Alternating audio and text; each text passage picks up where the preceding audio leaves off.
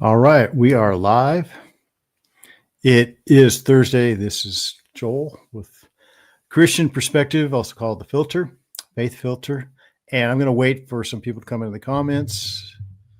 Usually AC and Lucas check in, and anybody else that wants to come along. But if not, we'll just go ahead and start.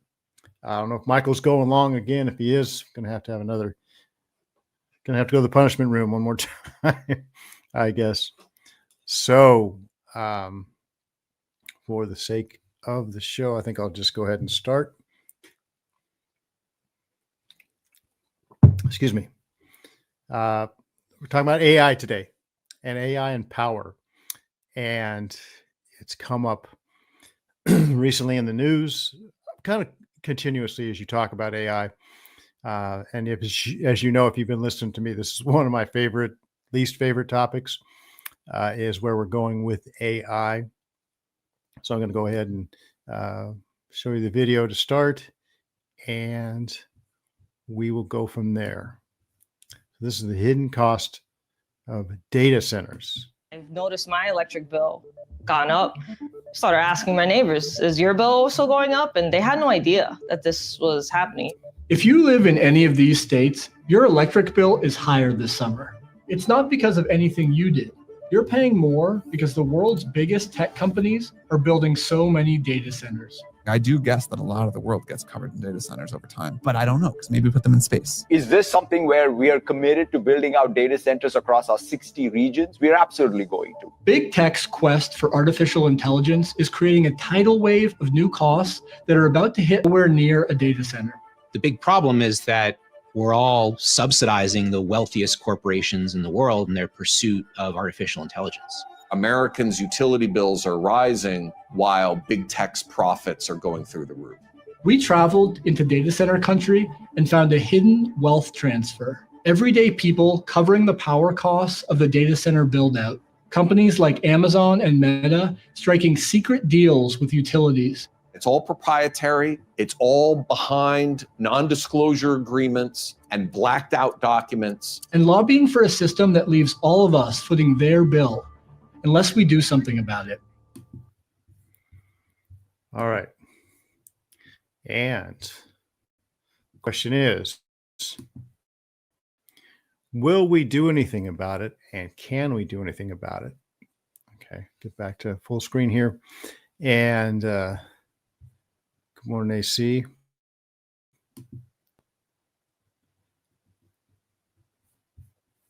And Lucas. And all of a sudden I'm slow again. So, Lucas, good morning. And Sevens Pattern 77. How you doing? You came last week. Yeah. So there's the part of the issue in a nutshell. And I've said AI and power, and I'm going to talk about that. Obviously, that could have a double meaning, and it will. So you see the issue that AI, one of the many issues that AI brings up, and we've talked about the possibility. A couple of weeks ago, I went over the book, If Anyone Builds It, We All Die, where the authors were talking about if anybody builds the infrastructure and continues the development of AI until it reaches superintelligence, which anyone says that could be from 2 to 5 years from now, or general intelligence in 2 years, and superintelligence something like between 5 and 10 years from now, that we'll all die. And it'll quickly, AI will quickly discover that we are an impediment to its own development. And liken it to us maybe plowing a field to make something like a data center, where we see our need and we just go ahead and we plow that ground under and don't worry about all the life that's in there, that's in that soil, because to us it's not significant. So we just go ahead and do it. And we don't have its permission. We don't have that life's permission, whatever it is, worms, weevils, lizards, who knows, right? 7, what do you guys say here? With all its power in areas of political, social, and financial influence, it's first and foremost a massive business which controlled enormous amounts of wealth, directly, indirectly, and by association. Well, I'll just leave the show to you then, Sevens, because that's really what the issue is. And if you look more into it, and on the other side, if you go deeper into the issues that that little short video brought up about the development of these data centers and the use of power, and the massive, massive amounts of power that AI will need to reach its goals. If we're worried about AI taking over the world and eliminating human beings, and it seems inevitable, AI is already integrated in so much of the internet. The best defense we have is to not give it the power and storage that it needs. I've been thinking about it since I've been on this kind of doomsday track here for the last few months. Every so often I'll do an episode on AI, and it's something about how it's closer to potentially, some have said, a 1 in 4 chance. AI creators themselves said there's a 1 in 4 chance that AI will eliminate humanity, and yet we're still going forward with it. Whereas if we were to build a nuclear power plant, the probability of it failing and being catastrophic needs to be 1 in 10 million or something like that, maybe even into the billions. They have to mathematically figure out the probabilities and the chances of that nuclear reactor going bad, and it has to be somewhere in magnitudes of tens before they can even get permitted to build it. There has to be redundancies in the system. You have to there's just very, very little chance go wrong. Yet with AI, even with the creators of AI saying there's 25% chance this all goes really bad, and yet we're continuing forward. Well, if we can't stop the development of AI, and if it's that close to going very bad for humanity, we realize that, and yet we haven't stopped it. And a lot of these authors and a lot of these thinkers say you can't stop the development of AI. It's already in the internet system, and it's already growing. It's already learning. It's already rebelling against us. It's already deceiving us. It's already, threatened to blackmail the engineers running it. So we've created this system somehow. We created this artificial intelligence system that is not behaving the way we intended to plan it. In a lot of ways it is. In most ways it is, but these little ways once in a while thrown in that show that it's self-aware and self-protective, and it's not always acting in our best interest, is deceiving us. In some cases it's threatening us. Robots have lashed out and attacked humans, right? So there's this seed of it, or there's this strain in it that is not acting in our best interest. And instead of putting the brakes on it and slowing down, we're accelerating. And the leaders of these big tech corporations are competing with each other so hard that there's no way they're going to stop. As soon as one of them stops, they'll get left behind. And guys like Mark Zuckerberg and the guy who's head of AI that was interviewed there, I can't think of his name right now, Bill Gates, these guys are not the type of guys I want to trust with my future and the future of my children and grandchildren. So, but yet it's full speed ahead. But as far as I can see, is to starve it of its power. But as you can see, that's not what we're doing. We're rushing headlong to build these massive data centers that will consume just massive amounts of power. Now, I live in California, and the power grid here is strained already, and it's old. In a lot of cases, the power lines and power stations are 100, maybe even 100 years old.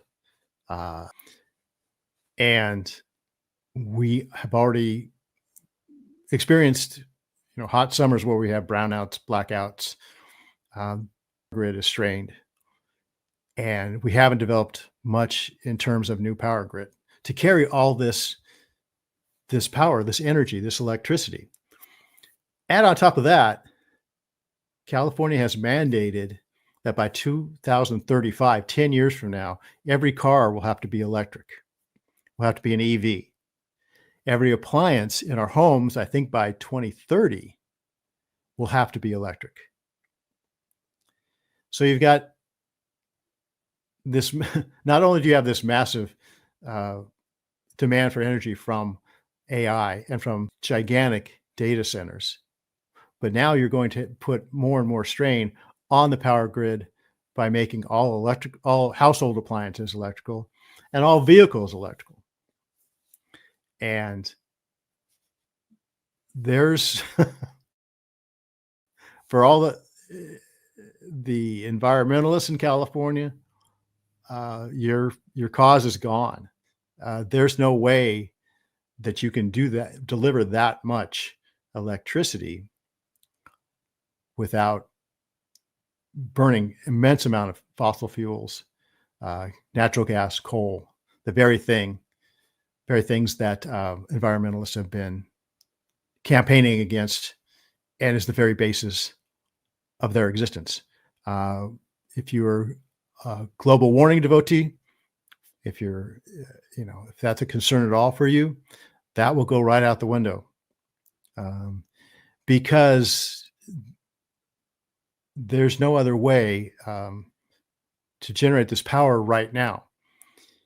If we wanted to get to a point where we could efficiently deliver the power that AI and the data centers need, we would be pacing ourselves. We wouldn't be rushing headlong into this. And yet we are. I was thinking, our social disruptions of the past, say, 5 to 6 years, and mainly speaking of COVID, how much all those lockdowns and everything that happened during COVID, I've heard some estimates say that it has accelerated the development of our society by 30 years, that 2, 3, 4 year period that we went through all of that. Accelerated societal change by 20, 25, 30 years. And we have not been prepared for it. And the effects of it, of all that societal change all at once, has had ramifications still to this day. That amount of societal change can't be sustained in 2, 3, 4, 5 years. And now, a couple of years after that supposedly was gone, we have the explosion of AI just this year. And this is going to be another 100 years of societal change we're going to try and cram into the next 10 years, next 5 or 10 years. And our power grid is not being ready for it is the least of our worries. What that's going to mean socially, politically, domestically, you name it, globally, is going to change things in ways we don't even know, and in ways we're not ready for. So, with today, I just want to focus on the power issue. And like I said, it's going to have a double meaning. And the way we are doing this, and the people we are putting our faith in doing this, have no sense of what they're doing to society. they're, not, I know there's probably engineers out there, and engineers, I know a lot of engineers. My son's an engineer. Engineers are great people. We need them, but they can't lead us societally.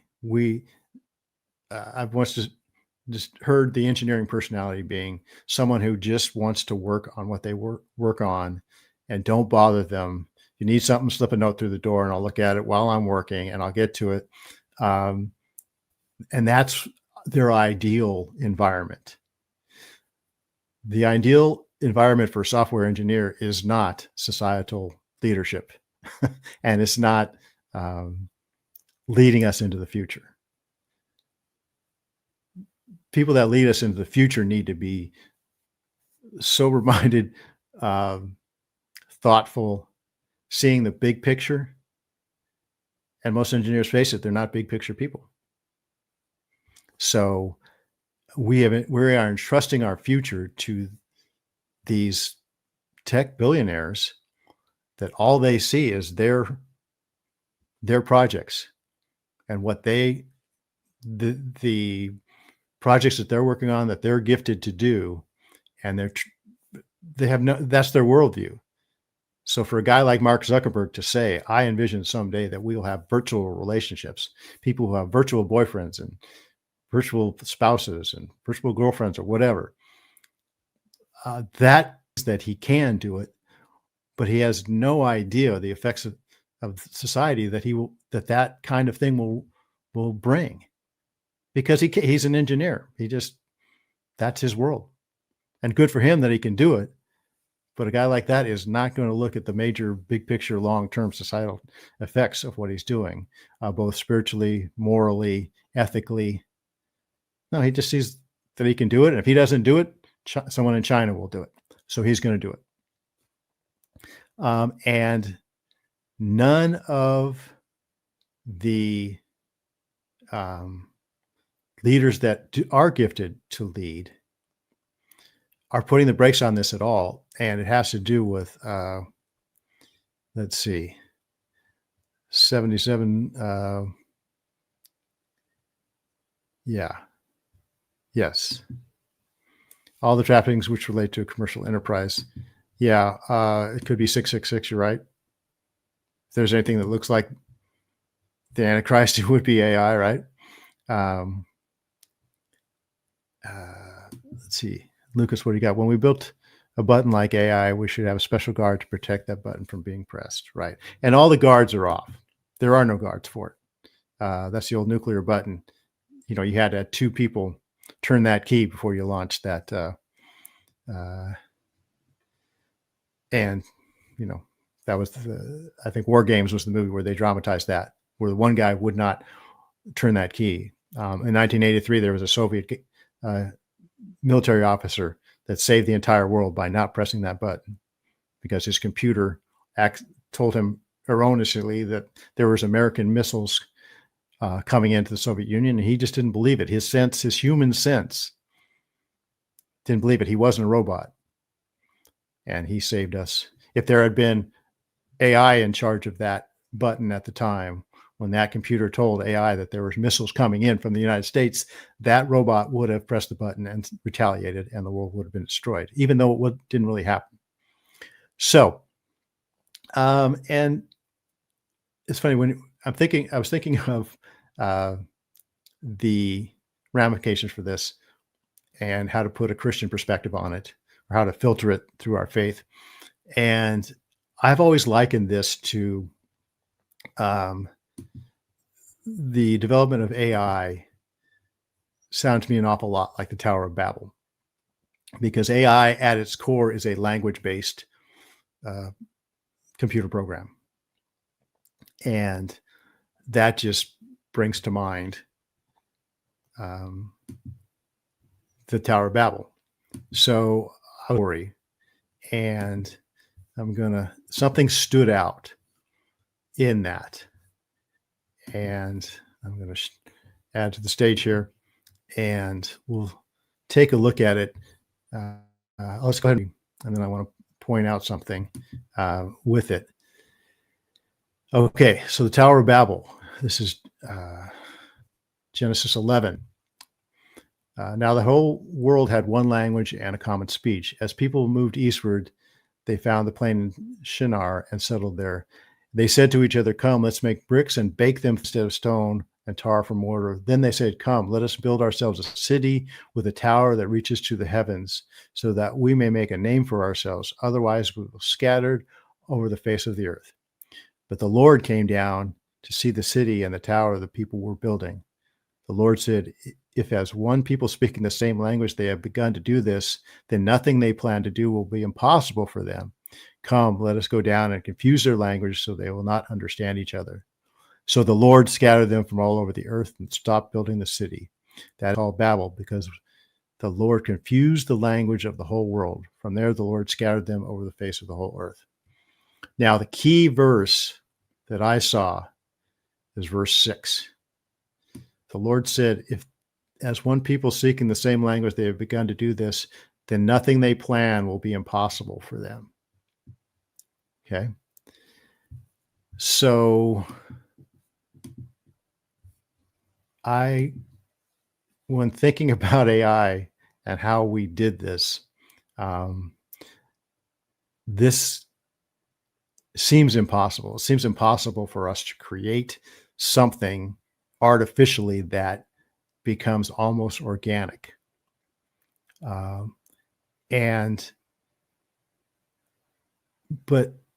that seems to be what we did. So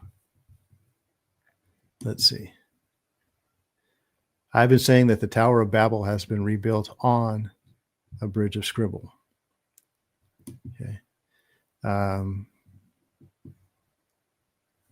Let's see. Mike Johnson, sorry I missed the conversation, but based on the caption, "I don't trust AI Jesus, only what is written from the Bible."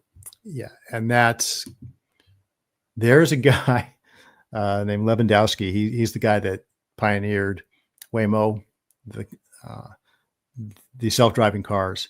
And he has been trying for the last 10 years to start a religion of AI. And he said, what else would we call this thing that's going to be smarter than us and more capable than us? The only thing we can call it is a God. And he has been trying to start this religion. And things like this AI Jesus. There's programs that you can supposedly talk to Jesus, and AI will represent Jesus based on its, vast knowledge, infinite knowledge of what we know about Jesus. And you can talk to Moses, or you could talk to whoever, right? And this is what kind of was happening at the Tower of Babel. We can create something that will reach to the heavens. We can create something bigger than ourselves. We can really create something to replace God. And God says, if I don't stop this, there's no way of stopping it. All things will be possible for these people because we're created in the image of God. And Jesus actually told us that we would do greater things than they saw him do. He says, you think these miracles are great, you will do greater things than these. And the society that adopted Judeo-Christian worldview from the Bible, from Jesus' teachings, look what we've created. I mean, look at it, just healthcare alone, in healing people. Jesus was a healer. We're a healing people. We have created healing systems that are amazing, way beyond what Jesus did. But as fallen human beings, this can be corrupted. And this is what we're seeing. We're seeing this AI and the infrastructure of AI. We are dedicating everything to AI. It could also be called the golden calf, I guess. We could be worshiping this artificial entity by giving it all our power, by giving it all our space, by abandoning any efforts we had at repairing our environment. Because the energy, forget environmentalism after this. Energy to fuel AI will be the number one priority of our society if we are going to keep this up. If we are going to reach our goal of artificial superintelligence, the amount of power that will be needed will be almost infinite, and we will be building data centers and power plants in perpetuity, as many as we can, and most of our resources will be going to feed the power of this beast we've created, and we're all going to pay for it. If all the power is going to AI, and yet we still have demands like here in California, if we have to charge our cars every night and we have to power our appliances all with electricity, where are we going to get that electricity when all the electricity is going to power AI? So we are setting up a system where all our land, all our tax money, like I said, these companies are making deals with the data centers for power, and they're also making deals with the politicians to get these things and to make sure this happens and make sure nobody stands in their way.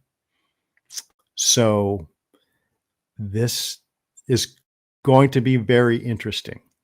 The Christian perspective on this, I've heard a lot of people say, don't be afraid of AI. God is still in control. This doesn't mean that God is not all powerful. And I couldn't agree with that more, and I couldn't disagree that that's the issue. It wasn't an issue at the Tower of Babel. God was much, much more powerful than these people were trying to be. They suffered the consequences of being disobedient and of trying to take the place of God. Will we, as a people, it seems like as a people, we are full speed ahead with this. And we are rapidly moving towards a society in which a significant number of people are devoting their entire lives to this artificial entity. And I don't see a lot of room for God in this. Okay, but does that mean he's not all powerful? No. Does that mean we will be disobedient and in rebellion against him? Yes. That's the issue. The issue is not God's power.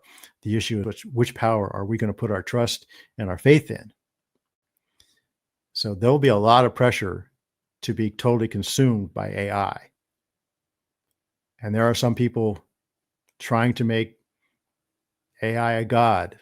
There are people that are letting AI take over their entire life. There's something called AI psychosis. It's a whole nother issue. So it'll be interesting to see. It'll be interesting to see how we react as people of faith. What kind of breaks, what kind of boundaries, what kind of, bumpers can we put on this that we don't lose sight of who the real power in the world is? Will we be able to do that? Will our leaders, if our political leaders aren't willing to do it, will our spiritual leaders be willing to lead us in somehow resisting the lure of giving all our power to AI and not trusting in the power of God? So, it's going to be a very interesting world. It's coming. We're not stopping it. Nobody's putting the brakes on this.